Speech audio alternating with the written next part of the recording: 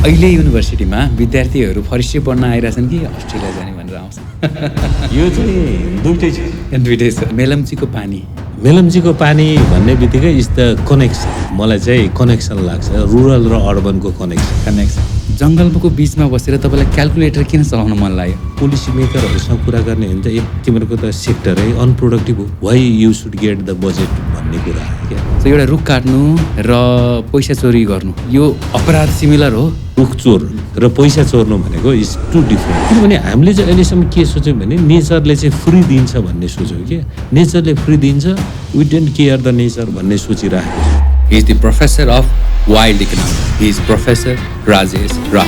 एउटा कुरा गभर्मेन्ट अथवा सरकारबाट जुन बोलेको र सुनेको देख्ने बित्तिकै तपाईँलाई रिस उठ्छ। वनले केही काम गर्नु दिएन, वन चाहिँ विकास विरोधी हो भनेर चाहिँ गभर्मेन्टका विभिन्न सेक्टरका मिनिस्टरहरूले यो भन्ने बित्तिकै एकदमै चाहिँ इरिटेसन लाग्छ। चोरलाई हेरेर नियम बनाउँछ क्या हामी। काठमाडौँको मान्छेले पानी नेपालको जङ्गल बढेको छ, त्यही भएर हामीलाई क्लाइमेट चेन्जले के एफेक्ट गर्नेवाला छैन। We are safe from climate change. अब काठमाडौँमा पल्युसन रोक्नको लागि इलेक्ट्रिक कार र रुख रोपे हुन्छ। हाम्रो फेमस पोलिटिसियन हुन्छ अहिले बालेनको डोजर। एउटा शब्दमा के भन्नुहुन्छ?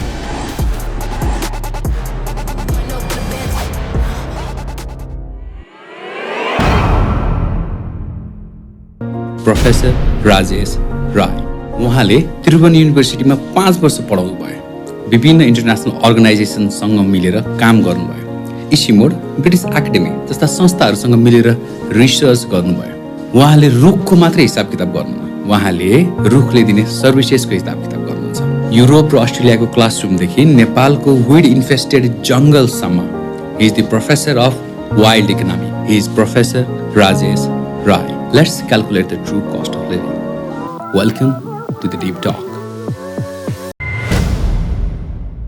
Professor, let's start with the game. आजको एपिसोड सुरु गर्दै म तपाईँलाई थोरै फोटोजहरू देखाउँछु। त्यो प्रकृतिका फोटोजहरू हुन् र त्यसलाई चाहिँ तपाईँले जज गर्न पर्ने हुन्छ, भ्यालु दिनुपर्ने हुन्छ। त्यसको भ्यालु कति छ? एज अ इन्भाइरोमेन्टल इकोनोमिस्ट तपाईँले त्यसलाई कसरी भ्यालु दिनुहुन्छ मलाई देखाउनु होला, भनिदिनु होला। म फोटो देखाएँ त। यो चाहिँ बिजी काठमाडौँको बिचमा एउटा रहेको पिपलको बोट। यसलाई तपाईँले कस्तो भ्यालु दिनुहुन्छ, के गर्नुहुन्छ, के भन्नुहुन्छ? अब यसको चाहिँ अब नर्मल मान्छेले हेर्दाखेरि यो पिपलको रुख हो, यसबाट काठ आयो, मैले फर्निचर बनाउला, झ्यालडोका बनाउला होइन। अब मान्छेले अब यसबाट एउटा रुखको यो चाहिँ बनाउन 50,000 1 लाख रुपियाँ आयो भन्ला। तर अब यसको चाहिँ जुन अब यसले चराचुरुङ्गीलाई वासस्थान दिन्छ अनि यसबाट जुन चाहिँ अक्सिजन चाहिँ आउँछ, किनभने यसको चाहिँ धेरै रोल छ र यसको कल्चरल सिग्निफिकेन्स छ। त्यो हेर्दाखेरि चाहिँ हामीले चाहिँ के भन्छौँ भने मिनिमम पनि 3 टाइम्स बढी हुन्छ अरू भ्यालु चाहिँ। भनेपछि भ्यालु निकै छ। हजुर। अब 1 लाख हो भने एनुअल्ली चाहिँ यसले 3 लाखसम्म दिने, तर यो चाहिँ एनुअल हुन्छ। हुन्छ। हजुर। चितवनको एकसँग गयो। हजुर। अब ब्राइनो, अब यसलाई हेर्ने हो भने चाहिँ हामीले अब यस्तोको चाहिँ भ्यालु चाहिँ हामी जस्तै ब्राइनो एउटा यो एनिमल हो, इकोसिस्टममा यसको रोल छ, साथसाथै चाहिँ टुरिज्ममा पनि रोल छ। भनेपछि यो राइनो हेर्नु कति मान्छे आउँछ त? जस्तै युएसबाट एकजना मान्छे आउँछ यो राइनो हेर्नुको लागि चितवनमा, उसले लगभग 4-5 लाख रुपियाँ खर्च गर्ला। भनेपछि वर्षमा चितवन नेसनल पार्कमा मिनिमम पनि 20-30 हजार टुरिस्ट आउँछ। भनेपछि यसको भ्यालु भनेको त्यो टाइम्स यो भनेको करोडौँ हुन्छ। यो एउटा पोचरको लागि यो एकसिङे गैडा मात्रै भयो, तर यसको भ्यालु त करोडौँमा छ नि त होइन? शिवपुरी वाटरसाइड एरिया। हजुर। अब यसको चाहिँ डुएल रोल छ। एउटा यसले काठमाडौँमा यत्रो मान्छेलाई पानी खुवाएको छ होइन, हामीले पनि खाइरहेको छौँ। यसले डेली पनि 4-5 करोड लिटर चाहिँ पानी दिन्छ होला। अब हामीले त्यो सोच्ने हो भने 4-5 करोड लिटर पानी नआउने भने if you purchase from the tanker होइन, कति पैसा चाहिँ तिर्नुपर्छ होला होइन? कम्तीमा पनि 1 करोड। अनि चाहिँ हामीले हेर्दाखेरि चाहिँ 1 करोडवटा ट्याङ्कर हो भने त्यसको चाहिँ 2000ले मात्र हिसाब गर्दा पनि अर्बौँमा त डेली भ्यालु छ यसको। त्यसमाथि चाहिँ अब फेरि अर्को मान्छे चाहिँ टुरिज्मको लागि, रिक्रिएसनको लागि जान्छ। अनि हरेक मान्छेले फेरि यो रिक्रिएसनमा जानु तपाईँको चाहिँ टाइम खर्च गर्छ। अनि हिँडेर त्यहाँ जानुलाई चाहिँ ट्रान्सपोर्टेसन कस्ट लाग्छ, फुडको कस्ट लाग्छ। भनेपछि त यसको त अब एकदम अर्बौँमा आउँछ। हामीले जेनरली यसलाई क्यालकुलेट गर्न हजुर डिफिकल्ट छ होइन? डिफिकल्ट छ। नेक्स्ट छ खोला नजिकै टिप्परले ढुङ्गा बोक्दै गरेको एउटा फोटो छ, यसलाई चाहिँ तपाईँले कसरी हेर्नुहुन्छ? अब यो यस्तो हो, यो चाहिँ अब हामीले कन्स्ट्रक्सनको लागि ल्यायो, मान्छेले हेर्दाखेरि यो एउटा चाहिँ बालुवा गिटी ल्यायो त्यहाँबाट पैसा पायो भन्छ होइन। तर अब यसको चाहिँ अर्को रोल चाहिँ के भने डिजास्टर रिडक्सनमा। यो खोलामा चाहिँ हिजो ठुल्ठुलो ढुङ्गा थियो होला, त्यसले नदीको स्पिडलाई रोक्यो क्या होइन। अब आज हामी हेर्ने बित्तिकै जस्तै रोसी खोलाकै केस लिउँ न, रोसी खोलाबाट हामीले सबै ढुङ्गा बालुवा झिक्यौँ, कतिको झिक्यो होला? 1 अरबको झिक्यो होला। तर रोसीको एउटा बाढीले त्यो ढुङ्गा नहुँदाखेरि जुन स्पिड बढ्यो, एउटा बाढीले 12 अर्बको त बाटै उडायो नि। भनेपछि यसको भ्यालु भनेको प्रोटेक्सन भ्यालु चाहिँ मिनिमम 12 अर्बको रहेछ नि त त्यो ढुङ्गाहरूको। त्यो पनि सर्टेन एउटा एरियामा लस हुँदाखेरि त्यति होला। हजुर त्यति हुन्छ। ओहो, भनेपछि हामीले देखिने भन्दा नदेखिने जुन इन्भिजिबल कस्ट भन्छु मैले होइन, त्यो चाहिँ सिग्निफिकेन्ट हुने जान्छ। यिनीहरूले दिने भ्यालु त लुकेको पो रहेछ सर। एउटा गिद्धले मासु खाइरहेको छ। अब यो भल्चरको अब यो हामीले यिनीहरूको हेर्ने हो भने अब यसले चाहिँ नेचरलाई चाहिँ सफा गर्नु मद्दत गर्यो होइन। यिनीहरूलाई कुचिकार पनि भन्छ नि त भनेको। यदि चाहिँ यो भल्चर नहुने हो भने त्यहाँ जनावर कुहिन्थ्यो, त्यतिकै बस्थ्यो भनेपछि अब तपाईँ गेस गर्नुहोस् न त्यसको चाहिँ डिजिजको चाहिँ के हुन्थ्यो होला त्यो भएर। अब सेम कुरो अब फेरि हिमालमा जानुहुन्छ भने त केही पनि कुहिँदैन। यदि चाहिँ मरेको जनावरहरू अनि उनीहरूको चाहिँ त्यो मान्छेको हिमालको मान्छेहरूले त अब फेरि आफ्नो मरेको मान्छेलाई पनि जलाउँदैनन् पनि केही पनि गर्दैनन् होइन। अब त्यस्ता चाहिँ डेड बडीहरू चाहे एनिमलका हुन्थ्यो मान्छेको त्यो चाहिँ हिमालमा थुप्रिने हो भने त्यसको डिजास्टर हेर्नुहोस् त, यो सबै यसले सफा गर्छ क्या। अब यो त भ्यालु त हामीले त राख्न सकिँदैन, अनइमेजिनेबली युज छैन होइन। भनेपछि हामी इकोसिस्टममा कसरी जोडिएको छौँ है। सानो कुरा जुन हामीले देख्दैनौँ, आज हामीले जुन कुरालाई रियलाइज गर्न सक्दैनौँ त्यसको त कति इम्पोर्टेन्ट रहेछ भित्र। एकदमै यो बी छ होइन। म पनि भेट पर्दाखेरि मैले एनिमल्स अथवा यो इन्सेक्ट्सहरूको कति इम्पोर्टेन्ट रोल बुझाएको छु। तपाईँले नै यसलाई भनिदिनुहोस् यसको प्राइस ट्याग कति राख्न सक्नुहुन्छ? अब यसको चाहिँ अब पोलिनेसन हो होइन, पोलिनेसन हो। अब बी भएन भने त अर्थै कोल्याप्स हुन्छ पनि भनेर भन्छ होइन। अब यो इस्टिमेटेड युकेमा चाहिँ आजभन्दा 10-12 वर्ष अगाडि गरेको इस्टिमेटको चाहिँ यो बीको पोलिनेसन भ्यालु नै झनै चाहिँ 18 अर्ब पाउन्ड छ। 18 अर्ब पाउन्ड छ बीको चाहिँ भ्यालु। यो सबै यसले प्रोडक्सनमा गर्ने त्यो गर्ने अनइमेजिनेबली एकदमै आइरहेछ। सो अन्तिममा एउटा छ है जुन तपाईँको एक्सपर्टिज र तपाईँको स्टडी एरियामा पनि मिल्छ। यो हो यो लहरे बनमारा माइकेनिया भनेर भन्छ। अब यो चाहिँ हाम्रोमा मिचा प्रजाति इन्भेजिभ स्पेसिस भयो। अब यसले चाहिँ रुखहरूलाई छोप्ने, यसै गरी छोप्ने अनि मार्ने गर्छ होइन। अब यसबाट एउटा इन्ट्रेस्टिङ रुख त मऱ्यो। अर्को कुरो चाहिँ अब चितवन जस्तो ठाउँमा यो पर्दाखेरि चाहिँ अब टुरिस्टहरू पनि त्यति धेरै चाहिँ बिहान बेलुका हिँड्न नसक्ने, किनभने त्यसको झाडीमा चाहिँ जनावर लुक्ने हो कि भनेको। अब यसको नेगेटिभ इम्प्याक्ट भनेको अब एउटा त यसले घाँस दाउरा त कम गरे नै गर्यो, अर्को चाहिँ टुरिज्मको एक्टिभिटिजलाई पनि लिमिट गर्यो। अब हामीले चितवनमा मात्र हेर्दाखेरि एउटा घरधुरीले 1 वर्षमा झन्डै 700 रुपियाँ बराबरको चाहिँ घाटा बेहोरिरहेको छ होइन। भनेपछि तपाईँ त्यो बफर जोनमा मात्र झन्डै 20-30 हजार घरधुरी छ। 700 इन्टु 20-30 हजार गर्दाखेरि त्यो त एनुअल हो। अब अहिले त त्यो पनि बढिसक्यो होला। भनेपछि करोडौँमा आउँछ यसको चाहिँ कस्ट होइन त। यसले दिने लस त करोडौँमा आउँछ। त्यही त हेर्दा सामान्य देख्दाखेरि केही पनि नदेखिने, तर इन्भिजिबली तिनीहरूको कति ठुलो प्राइस ट्यागहरू लुकेर बस्ने रहेछ। प्रोफेसर राजेश, हामीलाई यो प्राकृतिक कुराहरूको मूल्य के हो हजुर बुझ्न मिल्ने तरिकामा बुझाइदिनु भएकोमा थ्याङ्क यू सो मच। हामी सबैलाई पैसाको चिन्ता छ। Inflation, share market, real estate र गोल्ड प्राइस। तर के तपाईँले कहिले सोच्नु भएको छ हामीले फेर्ने सासको मूल्य कति हो? What is the price of 1 litre of oxygen? What is the price of view of Machhapuchhre when we go to Pokhara? हामी भन्छौँ प्रकृति फ्री हो, तर आजको हाम्रो गेस्टले भन्नुहुन्छ nature is not free, we are just stealing from it. हामी त चोर हो र प्रकृतिबाट चोरी गर्छौँ। प्रोफेसर, तपाईँलाई मैले एउटा कन्फेसनबाट सुरु गर्छु। फरेस्ट्री भन्ने बित्तिकै हामी जेनरली जङ्गलभित्रका जनावर, बोटेनीहरू, रुखहरू टन्नै परे, बिरुवाहरू पर्छ। तर तपाईँ फरेस्ट्रीबाट इकोनोमिक्समा जानुभयो। तपाईँले फरेस्ट्री पढे पछाडि जङ्गलका भ्यालुहरूलाई मूल्यमा तोक्न थाल्नुभयो। जङ्गलको बिचमा बसेर तपाईँलाई क्यालकुलेटर किन चलाउन मन लाग्यो मलाई भनिदिनुहोस् त। होइन, यो एउटा इन्ट्रेस्टिङ छ। अहिले तपाईँले हेर्नुहुन्छ भने यो नेचर कन्जर्भेसन भन्ने कुरो यसले हामीलाई डाइरेक्ट बेनिफिट कम दिन्छ। अहिले पनि हेर्नुभयो यसले एकदमै कम दिन्छ। अब यसको इन्डाइरेक्ट बेनिफिट्सहरू धेरै छन्, किनभने नेचरको चाहिँ धेरै जसो चाहिँ प्रोटेक्टिभ रोल छ जुन इकोनोमीमा देखिन्न। अब त्यही कुरो चाहिँ अब हामीले पोलिसी मेकरहरूसँग कुरा गर्ने हो भने त तिमीहरूको त सेक्टरै अनप्रोडक्टिभ हो, why you should get the budget भन्ने कुरा आयो क्या। अब उनीहरूलाई त त्यही भाषामा बुझाउनु पऱ्यो नि त हामीले भनेको। जस्तै अर्थ मन्त्रालय के भाषामा बुझ्छ, नम्बर बुझ्छ नि त। उसले बायोडाइभर्सिटी बुझ्दैन, उसले चाहिँ यसले बाढी पहिरो नियन्त्रण गरे बुझ्दैन, उसले चाहिँ यसले क्लाइमेट चेन्ज रेगुलेसन बुझ्दैन। तर उसले बुझ्ने के भनेको इज इन द नम्बर भनेको यसले कति बराबरको चाहिँ कन्ट्रिब्युसन गर्यो। अनि त्यही भएर चाहिँ मलाई चाहिँ यो क्यालकुलेटर चलाउनु मन लागेको चाहिँ यो भनेको के भने हामी आफैले फरेस्ट्री इकोलोजीको स्टुडेन्टले बुझ्ने भाषा एउटा हो, तर अरूले बुझ्ने भाषा चाहिँ फरक हो नि त, नम्बर हो। अनि नम्बरको लागि पनि यो क्यालकुलेटर आवश्यक छ। भनेपछि पोलिसीले तपाईँलाई ड्रिभन चाहिँ गर्यो। हजुर, किनभने अब हामी कमन ल्याङ्ग्वेज बोल्नु पऱ्यो नि त। जस्तै तपाईँ बायोडाइभर्सिटी हुने भन्ने बित्तिकै अब हाम्रो भाषा यो के इन्डेक्स भन्छ, त्यो त अरूले बुझ्दैन, तर नम्बर त सबले बुझ्छ नि त। हाम्रो समाजमा इकोनोमी भन्ने बित्तिकै हामीले के बुझ्छौँ भन्दा सेयर मार्केट, नेप्से बढेछ घट्या छ, रियल इस्टेट, काठमाडौँमा जग्गा यति भएको छ, यस्तै सामान्य कुरा मात्रै बुझ्छौँ। हजुरले फेरि ग्रिन इकोनोमीको कन्सेप्ट ल्याउँदै कुरा गर्नुहुन्छ होइन। सो एउटा रुख काट्नु र पैसा चोरी गर्नु यो अपराध सिमिलर हो, यसको के छ यसको? होइन, यो धेरै नै फरक छ।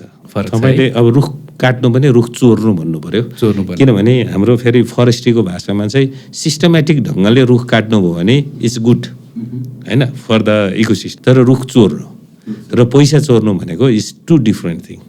तपाईँले पैसा चोर्नुभयो कुनै एकजना व्यक्तिको मात्र चोर्नुभयो, तर रुख चोर्नुभयो भने यो पब्लिकको प्रोपर्टी चोर्नुभयो। किनकि रुखले जुन कन्ट्रिब्युसन गर्छ नि, अघि हामीले भन्यौँ नि, तपाईँको बाढी पहिरोबाट जोगाउने, वाटरको रेगुलेसन गर्ने, क्लाइमेट रेगुलेसन गर्ने त सबैलाई हो नि त यो। एक्ज्याक्टली, अघि हामीले इन्भिजिबल प्राइस ट्यागहरू हामी तोकि नै हाल्यो। यो भन्दाखेरि सरले कस्तो मजाले छलङ्ग हुने गरेर पनि भनिदिनु भयो। भनेपछि हामीले रुख काट्नु भनेको चाहिँ आफ्नो लागि होइन कि, हामीले त धेरैजनाको लस गरिरहेको रहेछ होइन त सर।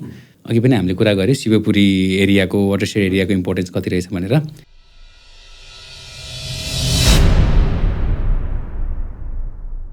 साधारण नेपालीले बुझ्ने भाषामा मेलम्चीको पानी काठमाडौँ आइरहेछ, यसलाई चाहिँ हामीले जेनरली मूल्य तिरिरहेछौँ प्रत्येक महिना 500, 600, 1000 होइन, त्यत्रो पानी आइरहेको छ, त्यति तिरिरहेको छौँ। तर शिवपुरीको मान्छेहरूले यसबाट कसरी बेनिफिट पाइरहेको छन्? केही बेनिफिट पाएको छन्? अहिलेसम्म पाएको छैन। किनभने हामीले हेर्ने हो भने हामीले त अहिले पानीको मात्र मूल्य तिर्यो क्या। तर हामीले के बुझेन भने भोलि शिवपुरी चाहिँ राम्रोसँग प्रोटेक्ट भएन भनी त तपाईँको त भोलि पानी पाइँदैन नि त।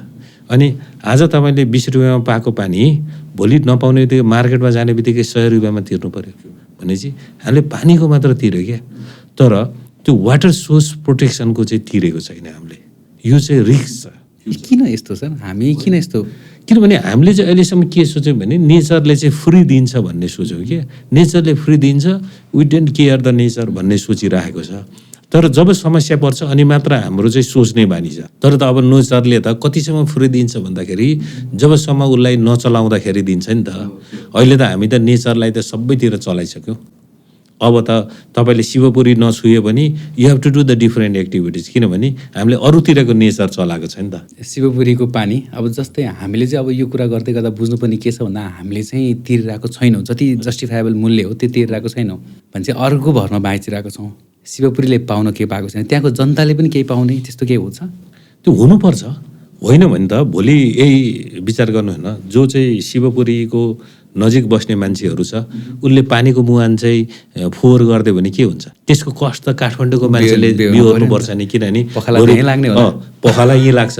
पखाला नलाग्नुलाई फिल्टर युज गर्नु पऱ्यो होला, सबै चिज गर्नु पऱ्यो। बिहोर्ने त यहाँ हो नि त। अनि त्यहाँको मान्छेलाई सफा नगर्नु, त्यो सफा राख, यो फरेस्ट प्रोटेक्ट गर भन्नुको लागि पनि त बिहे त तिर्नु पऱ्यो नि त। त्यही त काठमाडौँमा हुन त अब पानीलाई अब कतिले पानी महँगो छ भन्नुहुन्छ, यो भन्नुहुन्छ होला, तर होइन सिम्पल मेलम्चीको पानी आज धारमा आइरहेको छ। आइराख्दाखेरि त्यसको भ्यालु र एक दिन 2-4 दिन नआउँदाखेरि फेरि ट्याङ्कर हाल्दाखेरि भने त हामीले मूल्य त कम नै पे गरिरहेको। त्यो एङ्गलबाट नै हामीले सोच्न जरुरी छ। हामी लगायत हाम्रो पोलिसी मेकरले पनि सोच्नु जरुरी रहेछ। कन्भर्सेसन अगाडि जाँदै गरौँ सर। यो जाँदै गर्दाखेरि अब चाहिँ म तपाईँलाई सर्ट एन्ड भिडियोज देखाउँछु। यो चाहिँ हट टपिक भिडियोज भन्छु मैले होइन, अहिलेको अथवा विगतमा भएका केही इभेन्टहरूलाई लिएर भिडियोज अथवा फोटोज पनि छ। सामान्य सबैले बुझ्ने गरेर एउटा कमेन्ट दिनुहोस्, यसको नेगेटिभ पक्ष पनि हुनसक्छन् र पोजिटिभ पक्ष केही छ भने त्यो पनि बताइदिनु होला। पहिलो फोटो देखाएँ, यसमा चाहिँ के छ भन्दाखेरि केही महिलाहरू अथवा बुढा वृद्धहरूले चाहिँ रुखलाई अँगालो हालेको जस्तो देखिन्छ। के हो सर यो? हजुर, यो चाहिँ अब यो रुख चाहिँ उनीहरूले बचाउनुको लागि, यो अब जब लगिङ सुरु भयो बचाउनुको लागि यो चिपको मुभमेन्ट भनेर भन्छ, भनेको चिप्किने रुखमा चिप्केर यसलाई चाहिँ बचाउने भन्छ। अब हामीले हेर्ने भने यो 1970s चाहिँ ठुलो इन्भाइरोमेन्टल डिग्रेडेसन हाम्रो हिमालयनको एरियाले भोग्नु पर्यो। अनि त्यसपछि चाहिँ हाम्रो मान्छेहरू चाहिँ आत्थे अब चाहिँ यसरी चाहिँ रुख चाहिँ हामीले बचाउनुपर्छ भनेर। अनि त्यो बेला चाहिँ उनीहरूले रुख बचाउनुको लागि एउटा मुभमेन्टै सुरु गर्यो, चिप्किएर चाहिँ। अनि रुखमा टाँसिएपछि काट्न पाएन नि त भने चाहिँ, अनि बरु रुख काट्नुभन्दा मलाई काट पहिला, त्यो चाहिँ सिम्बोलिक रूपमा चाहिँ। तर त्यही त, अनि रुख काट्दै गर्दा मान्छेलाई त्यो अवेरनेस चाहिँ कसरी आयो? के त्यो ब्याकफायर भन्नाले के भयो? लस इन्भाइरोमेन्टल डिग्रेडेसन केही थियो त्यो टाइममा? हो, त्यो बेलामा त एकदमै थियो नि त। हाम्रो चाहिँ तपाईँले यी नेपालमै पनि हेर्नुहुन्छ भने हिमालयन रिजनमा चाहिँ हाम्रो के भयो भने एउटा त पोलिसी चेन्ज हो। त्यो भनेको हाम्रो धेरै जसो फरेस्टहरू पहिला प्राइभेट थियो, अनि गभर्मेन्टले चाहिँ नेसनलाइजेसन गर्यो।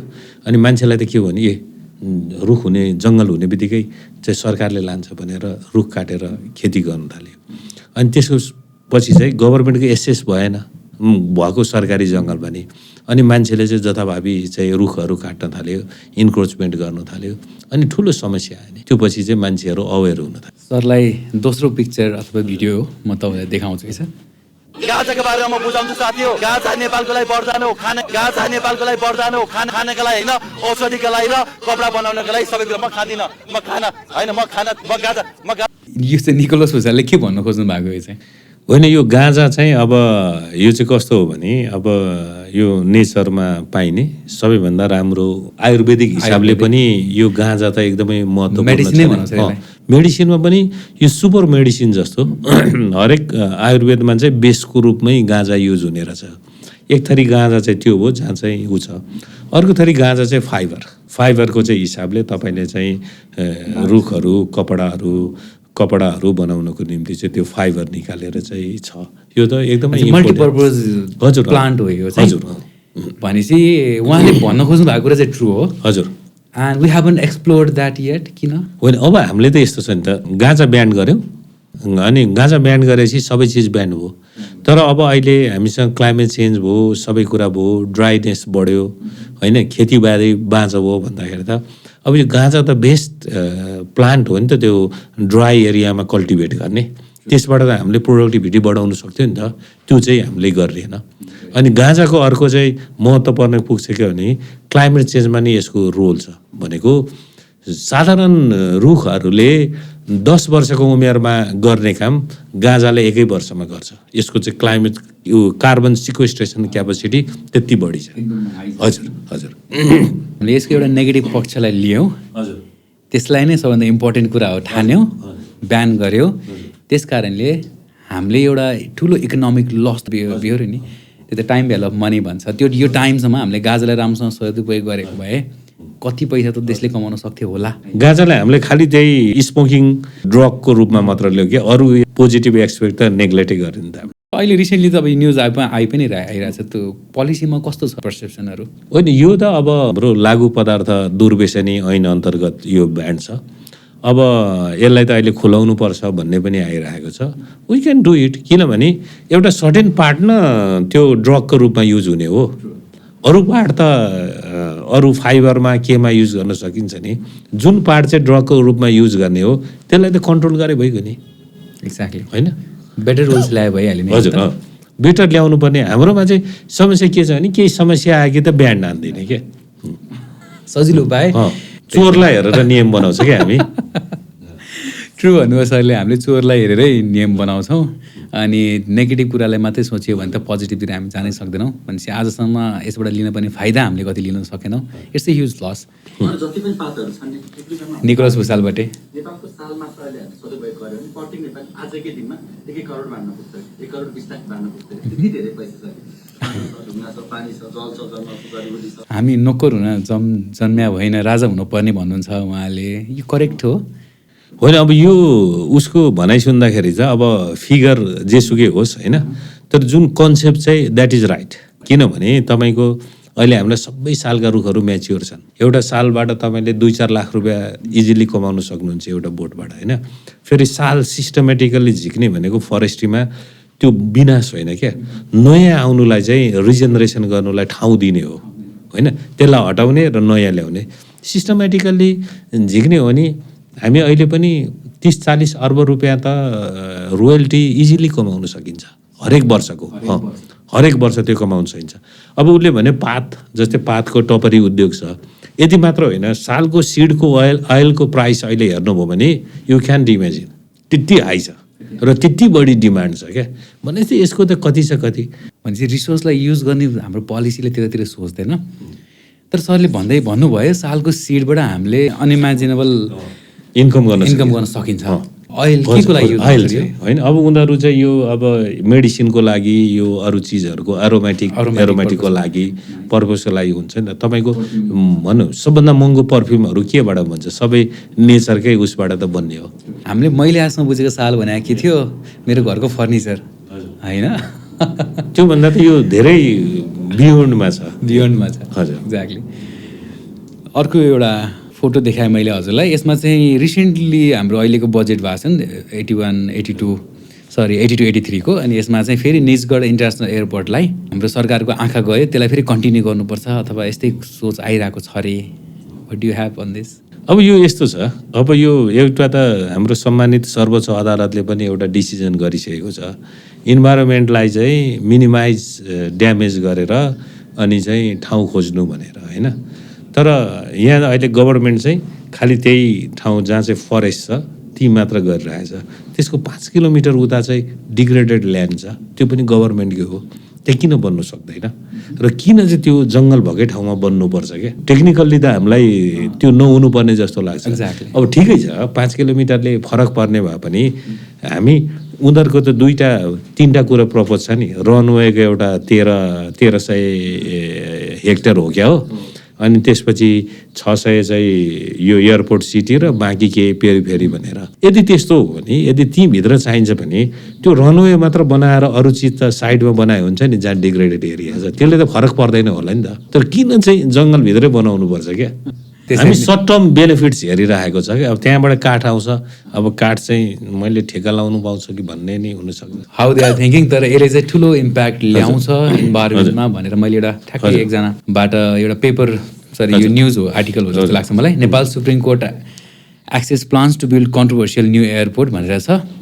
यदि यो बनेको भए हामीलाई कति ठुलो लस हुन्थ्यो, यसलाई कसरी सोच्न सकिन्छ? होइन, हामीले हिसाब गर्दाखेरि 1000 हेक्टरबाट डाइरेक्ट इन्डाइरेक्ट सर्भिसको फ्लो मात्रको लस चाहिँ 8000 हेक्टरबाट झन्डै 19 अर्ब रुपियाँ पर इयर चाहिँ त्यति चाहिँ इन्भाइरोमेन्टल कस्ट। त्यो त हामीले हेरेको मात्र। अब अर्को चाहिँ सेकेन्ड त अब त्यो इलिफेन्टको कोरिडोर थियो होइन।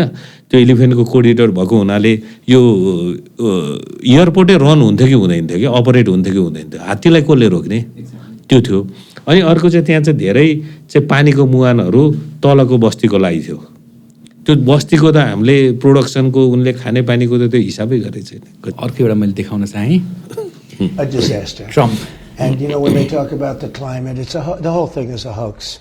They used to say it was started by other countries to cause problems, and they used to call it global warming, but that didn't work because it started getting colder.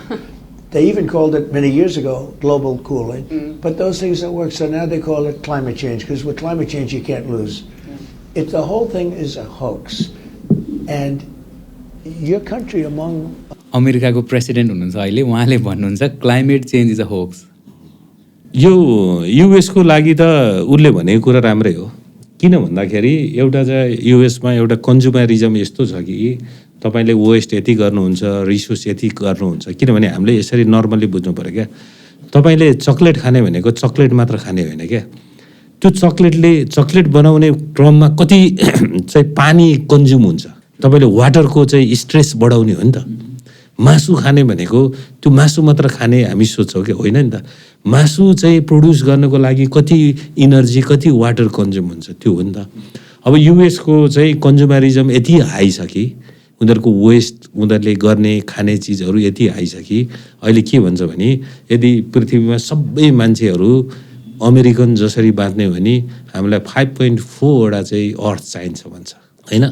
अब त्यस्तै कुरो अहिले हामी भनौँ न कार्बनको चाहिँ ट्रेडिङ भनेका छौँ होइन। कार्बनको ट्रेडिङ गर्दा अहिले हामी $5 $7 पर टनले बेचिरहेका छौँ। अहिले युएसमा इस्टिमेट गरेको छ 2023 मा होला उनीहरूलाई 1 टन कार्बन इमिसन हुँदाखेरि त्यसबाट क्लाइमेटमा कति इफेक्ट हुन्छ र क्लाइमेटले इफेक्ट गर्ने चिज चाहिँ उसमा इकोनोमीमा कति इफेक्ट हुन्छ भन्दाखेरि 1 टन कार्बनले $190 बराबरको इफेक्ट गर्छ भनेको त्यो सोसियल कस्ट अफ कार्बन भन्छ क्या। अहिले हामीसँग उनीहरूले $5 मा किनिरहेछ अनि उनीहरूले सेभ गरेको छ $190। अब भनेपछि अब उसको लागि चाहिँ यो कुरा गऱ्यो भने त यो त उसको इकोनोमीलाई त खतरा भयो अनि उसलाई त होक्स भन्नु परेको नि। एज अ युएस पर्सपेक्टिभ उसले चाहिँ ट्रम्प यतिकै नै बिजनेस पर्सन होइन उसले चाहिँ एज अ इकोनोमी उसको इकोनोमी अनुसार ठिक हो। तर एज अ नेपालले त क्लाइमेट कन्जर्भ गर्नुपर्छ हामी त बचाउनुपर्छ भन्छौँ। सरले यो कार्बन क्रेडिट अथवा कार्बन डिलको कुरा गर्दै गर्दा हामीले रिसेन्टली 2026 मा अस्ति भर्खरै जनवरीमा एउटा लिफ कोलेसन भनेर हामीले यसलाई चाहिँ साइन पनि गर्यो होइन। अब यो भने नि त हामीले चाहिँ मेन कुरा चाहिँ हामी कार्बन बिजनेसमा छिर्यौँ भन्यौँ अनि हामी एकदमै सस्तोमा कार्बन बेच्दैछौँ। अहिले भने नि मैले सोसियल कस्ट अफ कार्बन अब हामीलाई लाग्छ ए $5 पायो $7 पायो यस्तो ह्युज अमाउन्ट लाग्छ क्या। तर त्यही $5 इन्भेस्ट गरेर उनीहरूले त्यहाँ 50औं गुणा बढी चाहिँ सेभ गरिरहेछन् क्या। हामी त यति पछि छौँ क्या यो बार्गेनिङमा। किन यस्तो मार्केट हो नि, यदि मार्केटमा छिरेपछि त बार्गेनिङ गर्नु पऱ्यो नि होइन। मैले चाहिँ सस्तोमा थोरैमा चाहिँ फाइदा जस्तो देखेर चाहिँ उनीहरूलाई चाहिँ धेरै फाइदा गरिरहेछ। अब अहिले साइन पनि भयो, साइन भए पछाडि हामीले के बुझिरहेको छौँ अब हामीले कार्बन बेच्यौँ हामी त डलरमा पैसा कमाइरहेछौँ। कमाउनु त कमायौँ तर जति कमाउनु पर्ने त्यो कमाउनु सकेको त्यो सकिरहेको छैन। यदि मानौँ अब अलिकति भयो नि त हामीले सडन आई थिङ्क कति $55 मिलियन लिएको हो कि जस्तो लाग्यो अहिले पाएको हो क्या नेपालले हो। 8-9 अरब रुपियाँ कति पाउँछ होला भने पछाडि यदि यो पैसा आउँछ भने कम्युनिटिज कसरी जान सक्छ, यो जान्छ कि नै कि काठमाडौँमै सीमित हुन्छ के हुन्छ? होइन यो जानुपर्छ। यो चाहिँ हाम्रो उसको अनुसार 80% चाहिँ कम्युनिटीमा जानुपर्छ। तर समस्या चाहिँ कम्युनिटीमा कसरी डिस्ट्रिब्युटेड हुन्छ भन्ने कुरो अर्को समस्या होइन। किनभने यसको लागि त A to Z डेटा चाहियो। हामीसँग चाहिँ डेटा चाहिँ त्यति रोबस्ट छैन। त्यो भएछ त हाम्रो त वनहरू त सानो कम्युनिटीले म्यानेज गरेका छन्, प्राइभेटको वन छ, लिज होल्ड छ, के छ अनि हामीसँग यो सबै डेटा चाहिँ नभएको हुनाले अब कसरी जान्छ भन्ने कुरा चाहिँ अर्को समस्याको कुरो छ। जानु त जाला 80% भन्नेला तर डिस्ट्रिब्युट चाहिँ नहोला भन्ने चाहिँ रिस्क ठुलो छ। म्हणजे गाउँकै मान्छेले पाउला भन्ने चाहिँ स्योर छैन। त्यो चाहिँ रिस्क चाहिँ ठुलो छ। मैले यसलाई नेपाली फेनोमेनन भने त्यही त हामी जति कुराहरू माथिकै मात्रै सीमित हुन्छ, तल एज अ गाउँलेले as a general people as a common कन्ज्युमरले कति कुराहरू पाउनुपर्ने कुरा पाइरहेको हुँदैन। हाम्रो कम्युनिटी छ, कम्युनिटी फरेस्टहरू छन्। हाम्रो यो फरेस्टहरूमा ठुल्ठुला सालका रुखहरू पनि छन्। तर हाम्रो अहिले त कम्युनिटी फरेस्टसँग डिपेन्ड त हामी एकदम कम भइरहेछौँ। सालका यति ठुल्ठुला रुख छन् तर हामीलाई फर्निचर चाहियो मलेसियाको। यो किन यस्तो भइरहेको सर? यो के भइरहेछ यहाँ? होइन हामीले अहिले मैले भने नि त अब कम्युनिटी चेन्ज हो। कम्युनिटी चेन्ज भनेको त हाम्रो सोसियो इकोनोमिक सिस्टम चेन्ज भयो नि त। अब हिजोको जस्तो हिजो हामीले सामुदायिक वन बनाउँदाखेरि के सोचेको थियौँ भने एउटा खबर गर्दाखेरि एउटा सुसेलिहाल्दा गाउँले सबै जम्मा हुन्छन्, वन व्यवस्थापनको काम गर्छन् भन्ने थियो। अब त त्यो छैन। किनभने मान्छेलाई त हिजो मान्छे किन जान्थ्यो भन्दा म वन व्यवस्थापन गर्नु गयो भने एक भारी घाँस ल्याउँछु अथवा एक भारी दाउरा ल्याउँछु भन्ने लोभ थियो नि त। अहिले मलाई त घाँस पनि चाहिएको छैन, दाउरा पनि चाहिएको छैन होइन। मलाई त ग्यास छ, बजारबाट दुध किनेर खान्छु भनिसकेपछि अब के को लागि जाने वन? अब हामीले मान्छेलाई वनमा जाने मेकानिजम बनाउन सकेन। त्यो चाहिँ समस्या हो। म्यानेज्ड कम्युनिटी अथवा म्यानेज्ड वेमा हामीले काम गर्न सक्ने भएको आज हामी त धेरै माथि पुग्न पर्ने देश नेपाली पनि हामी हो रहेछौँ है। सरले यसलाई भनिदिनु भएकोमा त्यही सरले चितवनमा वनमाराको धेरै अध्ययन गर्नुभएको रहेछ। किन अध्ययन गर्नुभयो सर? किन यति इम्पोर्टेन्ट? अघि भनिहाल्नुभयो प्राइस ट्याग गर्दाखेरि सरले थोरै एउटा त दिनुभयो, तर किन यति इम्पोर्टेन्ट भयो? अनि मैले गर्नुको दुईवटा कारण। एउटा चाहिँ के भने हामीले यो नेचरको भ्यालु गर्ने कुरो चाहिँ जहिले पनि पैसामा हुन्थ्यो। अनि पैसामा हुने बित्तिकै अब हाम्रो जस्तो देशमा त मान्छेहरू त एकदमै गरिब छन्, जसले चाहिँ पैसामा मेरो भ्यालु भन्नु सक्छ। त्यसकारण चाहिँ एउटा मेथोडोलोजी नै डेभलप गर्नु थियो कि पैसा नहुने मान्छेले कसरी भ्यालु गर्ने, होइन? किनभने पहिला चाहिँ पैसा हुनेले मात्र भ्यालु गर्ने हो भने त नेचर भनेको त लग्जरी गुड हो नि त, होइन? अनि मेरो चाहिँ कुरो के थियो भने नेचर लग्जरी गुड होइन, नेचर त सबलाई चाहिन्छ, एभ्रिबडी चाहिँ यो चाहिँ बेसिक निड हो भनेर चाहिँ एउटा चाहिँ भ्यालुएसनको मेथोडै चाहिँ हाम्रो जस्तो कन्टेक्स्टमा डेभलप गर्नको लागि अनि मैले चाहिँ भ्यालु चाहिँ मान्छेको लेबरमा चाहिँ भ्यालुएसन गरेँ। नम्बर 1 कुरा एउटा। अर्को कुरो चाहिँ इन्भेजिभ एकदम बढिरहेको थियो माइकेनियाहरू। अनि मान्छेलाई चाहिँ यो माइकेनियाको बारेमा जगाउनु पनि थियो। भनेको यदि मैले सिम्पल माइकेनिया आयो, माइकेनियाले बोट बिरुवा नष्ट गर्छ, बायोडाइभर्सिटी नष्ट गर्छ भन्ने कसैले बुझ्दैन। तर त्यही बफर जोनको मान्छेलाई तिमीहरूकोमा माइकेनिया छ, माइकेनिया आए बापत तिमीहरूको कम्युनिटीले पाउने फाइदाको चाहिँ वर्षमा 1 करोड रुपियाँ चाहिँ यसले नष्ट गरेको छ भन्ने बित्तिकै त बुझ्यो नि त। It's a part of the awareness raising पनि हो क्या। यो दुईवटा कुराको कारणले गर्दा चाहिँ मैले त्यो कम्युनिटीले त पे गरिरहेको छ नि, होइन? माइकेनियाले दिने बर्डन जुन इकोनोमिक बर्डन भनौँ कम्युनिटीले, त्यसलाई हटाउनु पऱ्यो, सफा गर्नु पऱ्यो। कम्युनिटीले बेहोर्दै गर्दाखेरि कम्युनिटीलाई चाहिँ कसले दिइरहेको छ त नि त्यो बेहोर्ने कस्ट चाहिँ? होइन, यस्तो छ, यदि त्यो नहुने बित्तिकै हामीले त्यहाँ हेऱ्यौँ नि, जस्तै जो मान्छे दाउरा ल्याउँथ्यो, हिजो दाउरा कलेक्सन गर्नु 1 घन्टा लाग्थ्यो भने आज माइकेनियाले चाहिँ त्यो रुख बिरुवा उडाएर आज त्यही दाउरा कलेक्ट गर्नु 4 घन्टा लाग्यो भनेपछि टाइममा त उनीहरूको त 3 घन्टा बढी त हरेक भारी दाउरामा लाग्यो नि त। भनेपछि अब हाम्रो कुरो चाहिँ के भने यदि मान्छेले 1 घन्टा एक्स्ट्रा काम गर्यो भने त माइकेनिया सफा गर्यो भने त 2 घन्टा सेभ गर्यो नि त त्यहाँ। यसरी चाहिँ जान्छ क्या। उसले चाहिँ के गर्यो भने यसमा चाहिँ कस्ट चाहिँ उसको मिनिमाइजेसन गर्यो। माइकेनियाले चाहिँ किन यसरी ग्रिन क्यान्सर बनायो? मैले हेरेको थिएँ 8 माइल समथिङ के नाम पनि भनेको, माइल अ मिनेट भनेको थियो भने के छ यसको प्रपर्टिज के हो? किन होइन, यो चाहिँ यस्तो छ, एकदमै फास्ट बढ्छ, त्यही भएर माइल अ मिनेट भन्यो। भनेको 1 मिनटमै यो माइल जति बढ्छ भन्ने कुरा। मेन कुरा त यो लहरा हो। यसको चाहिँ के छ भन्दाखेरि यसले रुखहरूलाई चाहिँ छोपिदिने, जत्रोसुकै बाँसलाई समेत हेर्नु छोपिदिन्छ यसले। बाँसभन्दा फास्ट बढ्ने क्या यो, बाँसलाई समेत छोपिदिन्छ। अनि छोपेपछि चाहिँ सोफोकेसन गराइदिने रुखहरूलाई र मारिदिने। यसको खतरा मानिन्थ्यो। अरू इन्भेजिभले चाहिँ तपाईँको डिस्प्लेस मात्र गर्थ्यो, होइन? यसले चाहिँ छोपेर मारिदिने क्या। मान्छे छोपिदियो, लाइट पनि पाएन भनेपछि त्यो इन्भाइरोमेन्टै क्रिएट भएपछि मर्ने हो। तर माइकेनिया पनि त प्रकृतिको पार्ट होइन हो, प्रकृतिको पाटो हो, प्रकृतिको सबै क्रिएचर राम्रो हो। तर समस्या के हो भन्दाखेरि यो आफ्नो नेचुरल हेबिटेटबाट बाहिर आयो। किनभने हाम्रो नेचुरल हेबिटेटको त होइन नि त। यदि हाम्रो हेबिटेटमा नेचुरल्ली हुने हो भने चाहिँ यो के हुन्थ्यो भन्दाखेरि तपाईँको त यसको नेचुरल इनेमी हुन्थ्यो होला, अनि नेचुरल फ्रेन्ड पनि हुन्थ्यो होला, अनि उनीहरूले इन्टरेक्ट गर्थ्यो होला। तर ऊ त यस्तो नयाँ ठाउँमा आइदियो, अब उसको त केही पनि छैन, न साथी छ न इनेमी छ, उसले सबलाई सिधाइदियो। सरले यो कुरा गर्दै गर्दा म एज अ भेट अनि मलाई चाहिँ स्नेक्स एकदम मनपर्छ।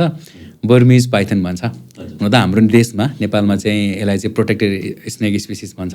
तर युएसको फ्लोरिडामा चाहिँ यो चाहिँ इन्भेजिभ रेप्टाइल भयो यो चाहिँ। अनि त्यसलाई चाहिँ जसले समातेर मारे पनि काटे पनि केही गरे पनि त्यो इट इज फ्री भनेपछि एक्ज्याक्टली उसको नेचुरल इन्भाइरोमेन्ट भन्दा ह्याबिटेट भन्दै बाहिर आएपछि it can be invasive, it can destroy the natural habitat which has been build over the years, होइन त?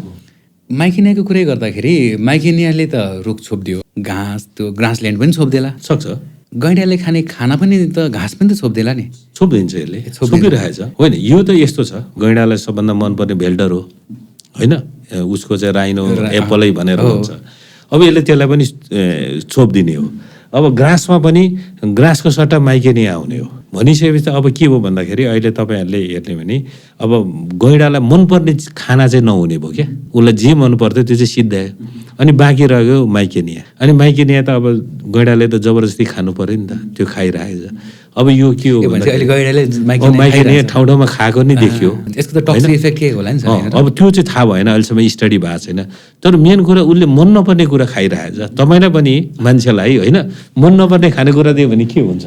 उसलाई त्यही भयो, मलाई रुच्दैन नि त, होइन? कि त तपाईँ चाहिँ अब अर्को ठाउँमा गएर खानु पऱ्यो, रेस्टुरेन्टमा गएर तपाईँसँग। अब गैँडालाई नै अहिले त्यही भयो, अब ऊ अर्को रेस्टुरेन्टमा जाने ठाउँ छैन, ऊ त त्यहीँ बस्नु पऱ्यो भनेपछि उसले नराम्रो चिज खानु। अब त्यसले त भोलि उसको हेल्थमा इफेक्ट गर्ला के गर्ला त्यो चाहिँ स्टडीहरू त्यति देखिएको छ। गैडालाई असर पर्यो भन्दा टुरिस्टलाई नै असर पर्ने भयो। अब हो नि, यसले त सबैलाई पर्छ। इकोनोमीमै हजुर कतिको समस्या हो। हो नि, यो त एकदमै ठुलो समस्या छ। अहिले तपाईँको हेर्नुहुन्छ भने अब यो त माइकेनियाकै कुरा गर्नुहुन्छ भने अब पहिला चाहिँ यसको चाहिँ मुभमेन्ट चाहिँ इस्ट वेस्ट थियो। यो पहिला इलामबाट छिर्यो भन्छ, आसामबाट, होइन? यसको नि आफ्नै इन्ट्रेस्टिङ छ, स्टोरी छ। अब तपाईँ के भन्छ भने सेकेन्ड वर्ल्ड वारको बेलामा यो गाडीहरू प्लेनहरू छोप्नुको लागि चाहिँ यो अफ्रिकाबाट आसाममा ल्याएको भन्छ यो, होइन? किनभने यो त पुरै ढाक्छ नि त, यसले क्यामोफ्लोजको रूपमा ल्यायो।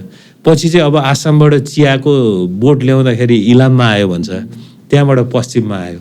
तर अहिले हेर्दाखेरि चाहिँ यसको मुभमेन्ट चाहिँ नर्थ वाइज नेपालको चाहिँ नर्थ साइडतिर पनि गइरहेको छ। अब हामीले जस्तै भेडेटारमा पनि भेटिसक्यो, होइन?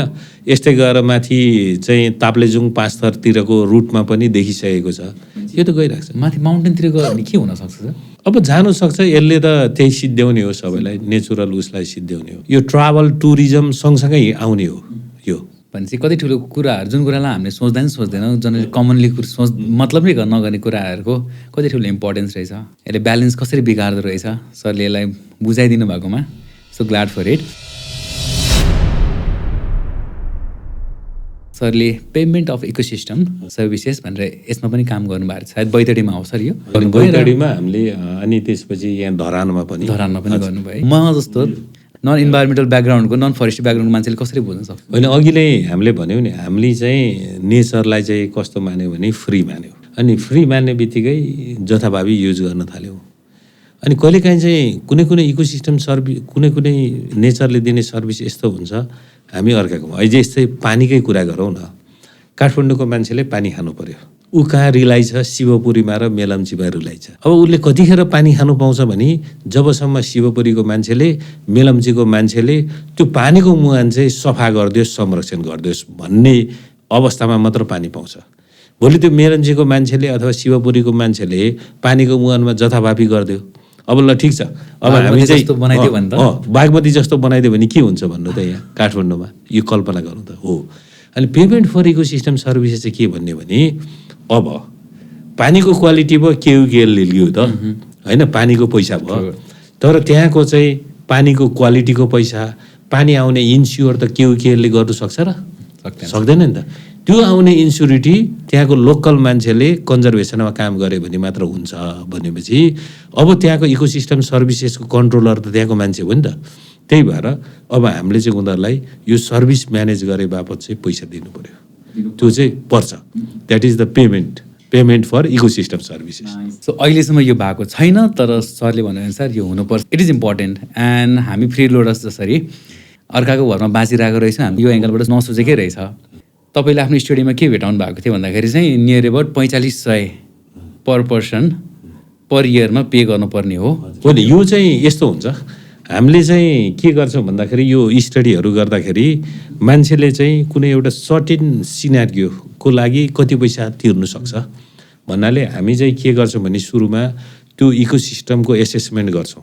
फर इन्स्टेन्स धरानमा सर्दु खोलाले कति पानी दिनु सक्छ भनेर, अब हामीले त्यहाँ म्यानेजमेन्ट गऱ्यो भने कति पानी बढाउनु सक्छ भनेर हेर्छौँ। अनि मान्छेलाई सोध्छौँ, अनि त्यो डिभाइड गर्यो। जस्तै धरानमा 27,000 घर थियो, अहिले पानी कति छ, अब कति बढाउनु सक्छ भनेर। अनि मान्छेलाई सोध्छौँ हामी, यदि तपाईँको घरमा यति पानी बढी आयो भने तपाईँले एडिसनल कति पैसा तिर्नुहुन्छ भनेर हामी सोध्छौँ। अनि त्यसको बेसमा चाहिँ हामी के चाहिँ इस्टिमेट गर्छौँ भने मान्छेहरूले चाहिँ यो सिनारियोमा यति पानी आयो भने चाहिँ उनीहरूको विलिङनेस टु पे यति रहेछ है भनेर त्यो चाहिँ हेर्छौँ हामीले। यो स्टडी काठमाडौँमा चाहिँ भएको छैन, यो काठमाडौँमा नि केही गरेका छन् जस्तो लाग्छ मलाई, होइन? तर हाम्रो चाहिँ कस्तो भने हामी त्यति अवेर हुन चाहेनौँ, हामीले यतातिर सोचेकै छैन क्या। किनभने इन्भाइरोमेन्टमा इन्भेस्ट भनेको फ्युचरलाई इन्भेस्ट हो। हामी छोराछोरीलाई पढाउनु खर्च गर्छौँ, के गर्छौँ, तर त्यही छोराछोरीको लागि चाहिने इन्भाइरोमेन्टमा खर्च गर्न चाहँदैनौँ क्या। यो चाहिँ एकदमै ऊ छ। एक्ज्याक्टली, एकदमै नेग्लेक्टेड रहेछ, होइन? नेग्लेक्टेड छ। अहिले काठमाडौँमा एउटा बच्चा पढाउन नियर एबाउट सानो क्लासमा पनि 10-15 हजार लाग्न थालिसकेको छ प्रत्येक महिना। हामीले 2000 पानीमा तिर्न थाल्यो भने त ओहो, जेनरल पिपल, काठमाडौँका कन्ज्युमर अथवा कुनै पनि ठाउँको कन्ज्युमरले बुझ्न सक्नुहुन्छ कि हामीले इन्भाइरोमेन्टबाट कति लुटिरहेको रहेछौँ। हामी चाहिँ यसलाई अब म ठ्याक्कै भन्छु, हामी के छौँ भने अर्काले चाहिँ सित्तैदियोस् हामी इन्जोय गर्छौँ भनेर भन्छौँ होइन। त्यही भएर इकोनोमिक्समा चाहिँ फ्री राइडर भन्छ नि, फ्री राइडिङ गर्नु खोज्छौँ क्या हामी, त्यसमा चाहिँ इन्जोय गर्न चाहन्छौँ। म आफूले रिलेट पनि गर्दै थिएँ, मैले कसरी यसलाई म पनि फ्री रोडरमै परेँ सर है। हामी सबै फ्री राइडर हो अहिलेसम्म। अब चाहिँ हामी हाम्रो कार्यक्रमको एउटा सिग्नेचर सेगमेन्ट छ सत्य या भ्रम।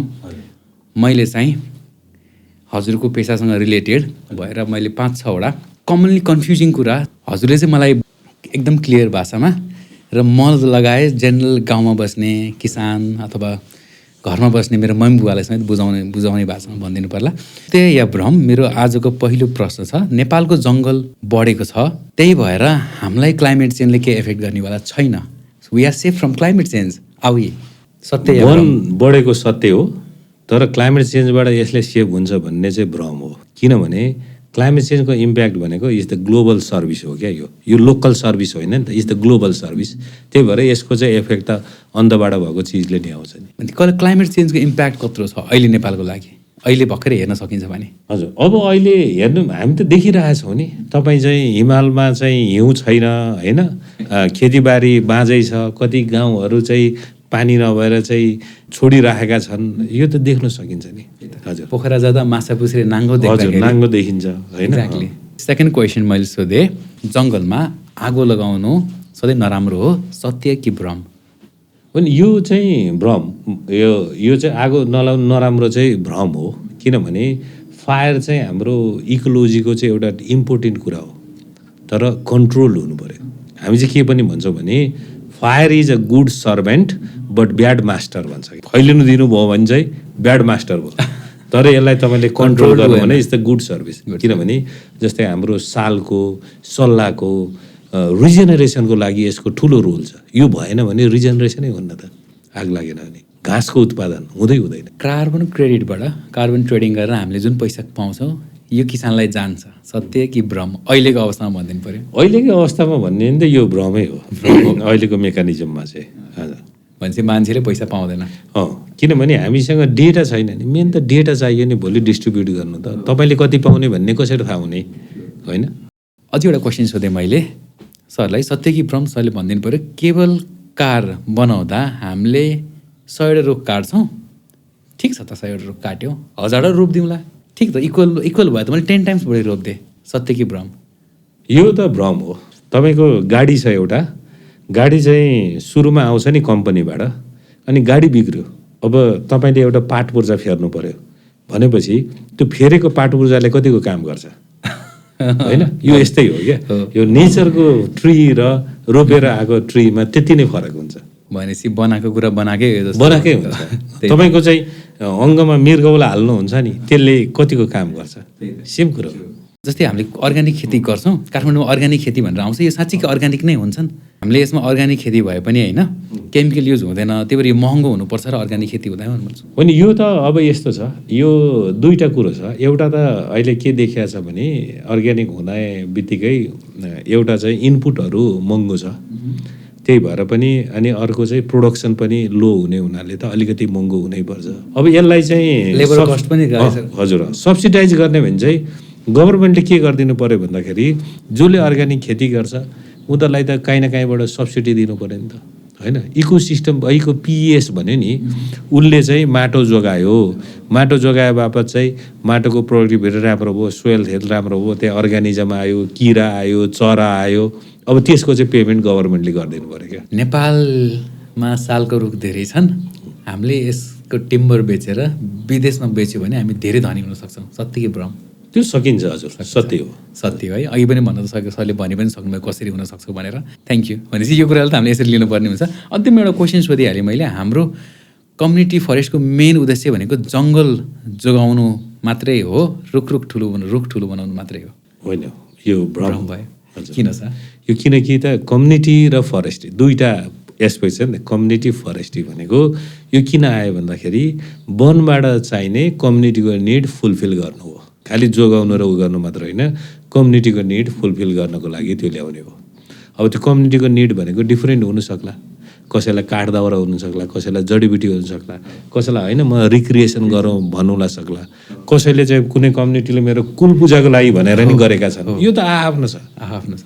त्यही त भनेको जस्ट जङ्गल मात्रै ठुलो बनाउनु हाम्रो उद्देश्य होइन। म्युचुअल बेनिफिट हुनुपर्छ, कम्युनिटीले पनि बेनिफिट लिनुपर्छ। थ्याङ्क यू सो मच सरलाई। हाम्रो सत्य या ब्रह्म सरले कुन कुरा सत्य हुन सक्छन् र कुन कुरा मिथ्या हुन् भनिदिनु भएकोमा। यो सँगसँगै एउटा सानो भाइब चेक भनेर मैले एउटा सानो 2-4 क्वेसन्स बनाएको छु। सरले ठ्याक्कै सर्ट आन्सर दिनु होला। सरले नेपालको कुनै एउटा जनावर अथवा केही कुरा लोप भयो भने नेपाललाई सबैभन्दा ठुलो लस हुन सक्ने कुनै एउटा जनावर हुनसक्छ, प्लान्ट हुनसक्ला, के हुनसक्ला अहिलेको लागि? अहिलेको लागि अब लस हुने भन्ने कुरो त अब यो यस्तो हो, इकोसिस्टम त सबैसँग सबैमा डिपेन्डेन्ट छ क्या। जस्तै तपाईँ सालको रुख जाने बित्तिकै अब त्यहाँ हुने जस्तै भनौँ न बाघ, हात्ती सबै सिद्धिन्छ क्या। यो त एउटा इकोसिस्टम भनेको यस्तो हो कि हामीले इन्डिभिजुअल कुरा गर्नु मिल्दैन, सबै चाहिँ एक अर्कासँग एट्याच छ, यस्तो छ यो चाहिँ। भनेपछि कुनै एउटा एनिमल र प्लान्ट तोक्न सकिँदैन, सबै मूल्यमानै छ। हजुर, प्रत्येक कुरा आफ्नै ठाउँमा मूल्यवान छ होइन।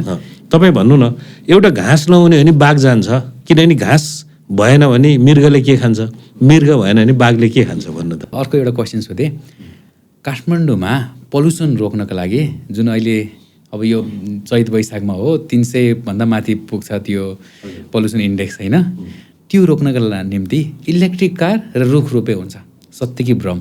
यो भ्रम हो। किन भन्दाखेरि अब एउटा इलेक्ट्रिक कारले केही मात्रामा गर्ला, किनभने यो तपाईँको अरू पोल्युसनले अब काठमाडौँमा आउने धेरै त 2टा किसिमले हो नि त। एउटा चाहिँ फरेस्ट फायर भएर आउने हो। फरेस्ट फायर किन भयो भन्दाखेरि फरेस्ट म्यानेजमेन्ट भएन। फरेस्ट म्यानेजमेन्ट नहुने बित्तिकै त्यहाँको झारपात निकालिएन, फरेस्ट फायर भयो। अनि अर्को चाहिँ अब यो इन्डियामा कता कता छिमेकी देशहरूमा यो स्टेबल बर्डिङ गरिन्छ हामी, त्यसको कारणले गर्दा आउने हो। भनेपछि हामी आफूमा मात्रै डिपेन्डेन्ट छैन। हजुर, तपाईँ यदि हाम्रो देशको इन्भाइरोमेन्टल मिनिस्टर होइन, फाइनेन्स मिनिस्टर भने इन्भाइरोमेन्ट हजुर इकोनोमिक्समा हुनुहुन्छ, फाइनेन्स मिनिस्टर हुनुभएको भए कुनै एउटा डिसिजन छ जुन तपाईँले गर्नुहुन्थ्यो, first decision?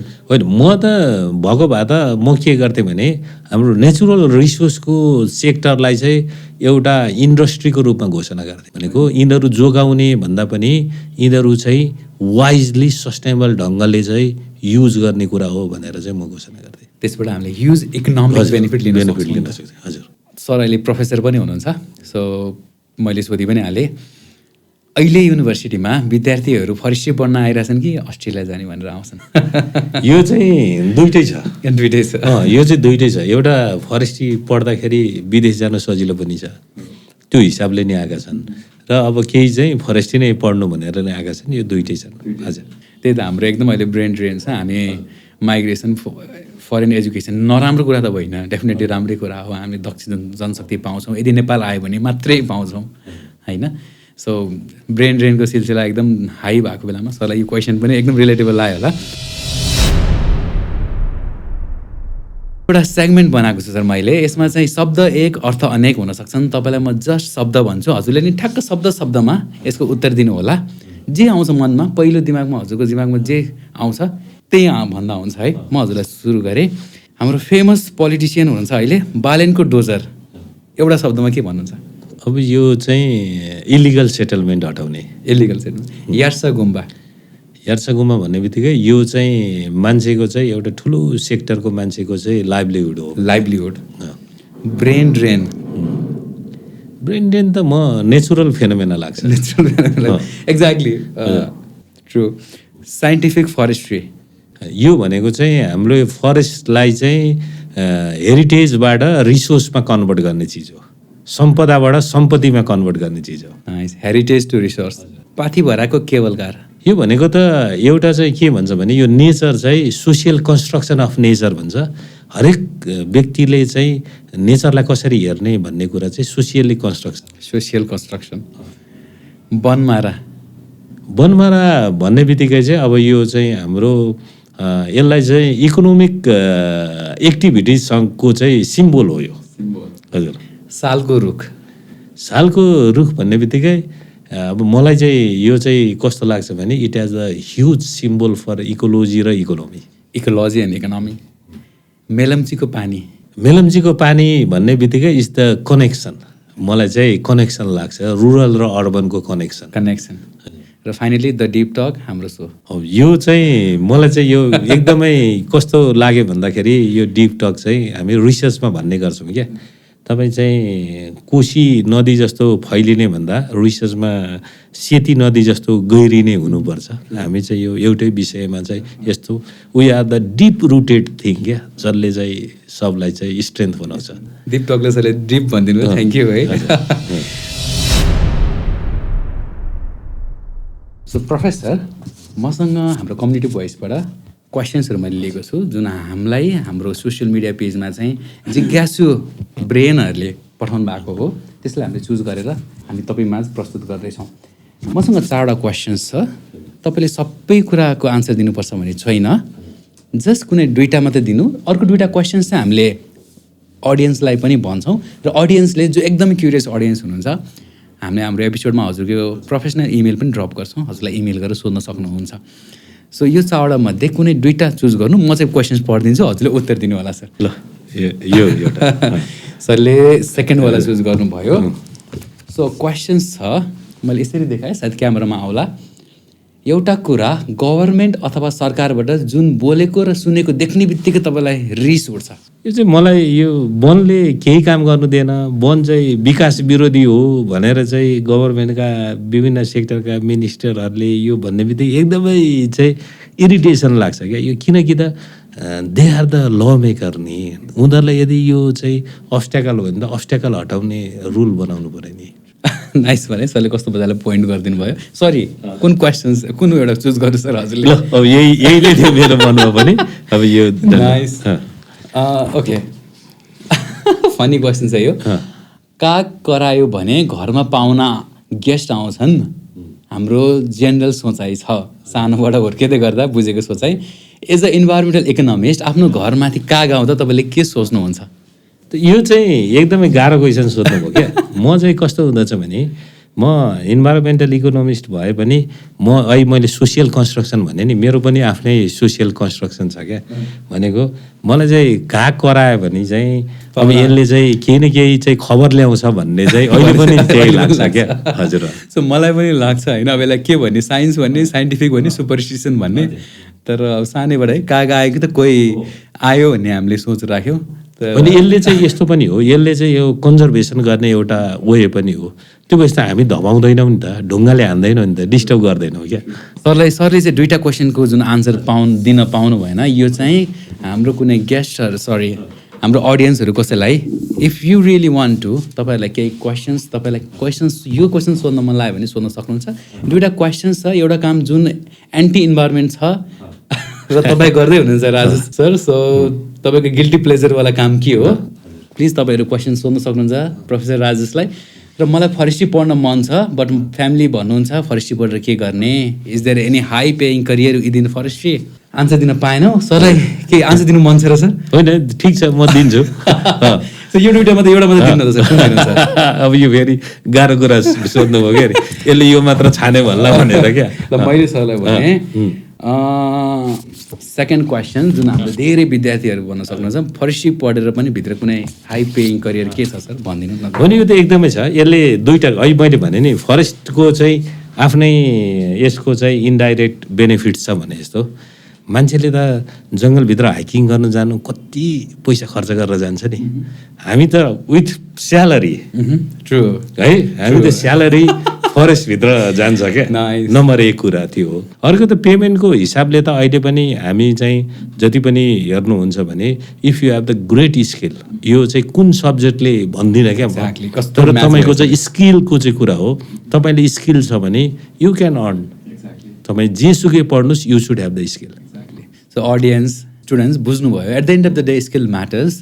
Either you are forestry person or vet like me, होइन, स्किल म्याटर गर्छ। तपाईँले स्किल ग्यादर गर्नुपर्ने हुन्छ इन्स्टेड अफ डिग्री। प्रोफेसर, हाम्रो अन्तिम सेगमेन्ट छ, सेगमेन्टको नाम हो चुज अ बुक। मेरो पछाडि भएको बुक ऱ्याकबाट मैले बुक निकालेको छु। मसँग 5वटा किताब छ। सो यो 5वटा किताब जुन मैले पढिरहेको बुक पनि हो, सबै नयाँ छ है, फेरि केही छैन। So any one of the book हामीले कुनै पनि हाम्रो अडियन्सलाई दिन्छौँ र हजुरले नै यसलाई चुज गर्नुहुन्छ। हजुरले नै कुन मन पऱ्यो किन चुज गऱ्यो भन्नुहुन्छ र हजुरले यसलाई साइन गर्नुहुन्छ। हामी ऱ्यान्डमली पछि हाम्रो युट्युबमा बेस्ट कमेन्ट गर्ने हाम्रो के कुरा सिक्नुभयो आजको एपिसोडबाट कमेन्ट गर्ने हाम्रो अडियन्सलाई हामीले चाहिँ यो बुक दिन्छौँ। So any one of the book from the 5 कुनै पनि फरेस्ट रिलेटेड बुक पढ्यो किन मलाई थाहा छैन होला तर these are self help book. हामीले बुक पढ्ने बानी बसाल्नुपर्छ। We are sharing knowledge with the deep talk अनि त्यो भएर चाहिँ नलेज सेयर गर्नु इम्पोर्टेन्ट हो भनेर हामीले यो बुक दिएर चाहिँ as a symbol knowledge share गर्न खोजिरहेको छौँ। मैले चाहिँ यो छाने द 4 hour work week यो चाहिँ सो प्रोफेसर राजेशले 4 hour work week छान्नुभयो। सो किन छान्नुभयो? अब यो चाहिँ डिलेमा जस्तो लाग्यो क्या मेरो आफ्नो लागि चाहिँ आफ्नो पर्सनल लाइफ हेर्दाखेरि 4 hour work week यस्तो नि हुन्छ होइन। यो हुनु पायो भने कति रमाइलो हुन्थ्यो होला क्या। सरले चाहिँ सिग्नेचर गरिदिनु पऱ्यो फर्स्ट कभर पेजमा सिग्नेचर गरिदिनु भएछ होइन सर यहाँनिर यसमा जता गर्दा नि भएछ हुन्छ। Audience so this is the book 4 hour work week। मैले चाहिँ पढाएको छैन अल्छी भयो म तर तपाईँहरूले चाहिँ पढ्न सक्नुहुन्छ। Signed by our professor Rajesh Rai. If you want this book as a memory पनि हुन्छ तपाईँलाई पाउनको लागि। You don't need to do anything. तपाईँ हाम्रो युट्युबमा यो फुल भिडियो हेर्नुहोस्। यसबाट के कुरा सिक्नुभयो त्यो कुरा तपाईँलाई एकदम इम्पोर्टेन्ट लागेको कुरालाई कमेन्ट गर्नुहोस्। Just subscribers in our YouTube त्यति गरिदिनु भयो भने तपाईँले पनि आज केही नलेज पाउनु भयो होला भन्ने मैले बुझ्छु। र I hope you will also share the information that we are talking to the wider audience. So thank you so much, Professor. Thank you so much. कस्तो रमाइलो भयो। हामी यति मजाले गफ पनि गऱ्यौँ। सरलाई अझै एउटा क्वेसन मैले सोधि पनि हालेँ। हामीले विकासको कुरा गर्छौँ, बाटोघाटोको कुरा गर्छौँ होइन। असली विकास भने के हो? अबको 10 वर्षपछिको नेपाललाई तपाईँले कसरी हेर्न चाहनुहुन्छ? विकास भनेको चाहिँ त्यो हो जसले चाहिँ पोजिटिभ ग्रोथ हुनु पऱ्यो क्या। यसले चाहिँ पोजिटिभ भाइब्स ल्याउनु पऱ्यो नि त। भनेको हामीले चाहिँ अलिक जे कुराहरू हामीसँग छ जस्तै भनौँ न तपाईँ एकजना मान्छे भएर जन्मिएपछि हामी के सोच्छौँ भने ओहो मेरो चाहिँ एन्सेस्टरले मलाई एउटा जग्गा दिएको छ त्यो मेरो जग्गा जमिन त्योभन्दा बढी सम्पत्ति मेरो चाहिँ सन्ततिलाई दिउँ भन्ने सोच्नुहुन्छ होइन।